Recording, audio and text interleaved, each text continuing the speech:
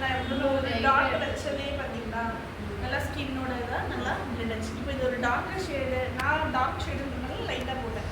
இன்னுமே ஃபேட் டோனாக இருந்தாலும் இன்னும் 2 ஷேட் போட்டு நல்லா பாப் அவுட்டாக தெரியுற மாதிரி. இது என்னது இது என்ன ஃபேஷன் வாங்கல அந்த மாதிரி. இது வேற பிளெண்டிங் ப்ரஷ்.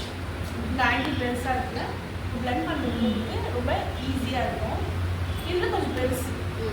அப்புறம் இது கான்டோர் பண்ணுறது அது கொஞ்சம் சின்னது, அது பாயிண்டடாக பண்ணுற மாதிரி இருக்கும். சரிங்களா? அப்புறம் இது வந்து ஹைலைட்டர் ப்ரஷ். ப்ரஷஸோட டைப்ஸ் ஃப்ளஃப் எழுதிக்கணும்.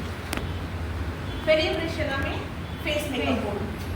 இப்போது இந்த குட்டி இப்போ இந்த ப்ரஷ் பெரிய ப்ரஷ்ஷா, இது வந்து ஃப்ளஃபி. நான் பவுடர் யூஸ் பண்ணியிருக்கேன் தெரியுதா? ஃப்ளஃபி ப்ரஷஸில் எல்லாத்துலேயுமே பவுடர் யூஸ்க்காக யூஸ் பண்ணுறது.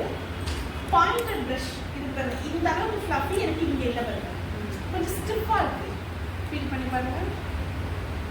அந்த ஃப்ளஃபினஸும் இந்த ஃப்ளஃபினஸும் ஃபீல் பண்ணி பாருங்கள். ஸோ அப்போது க்ரீம் பேஸ்டு ப்ராடக்ட்ஸை எடுக்கிறதுக்கு பாயிண்டட் ப்ரஷ் தான் கம்ஃபர்டபுளாக இருக்கும், பிளெண்ட் பண்ணவும் ஈஸியாக இருக்கும், பிளெண்டிங்கும் நல்ல ஒரு ஃபினிஷிங் கொடுக்கும். ஃப்ளஃபி ப்ரஷ்ல நீங்கள் க்ரீமி ப்ராடக்ட் எடுக்கிற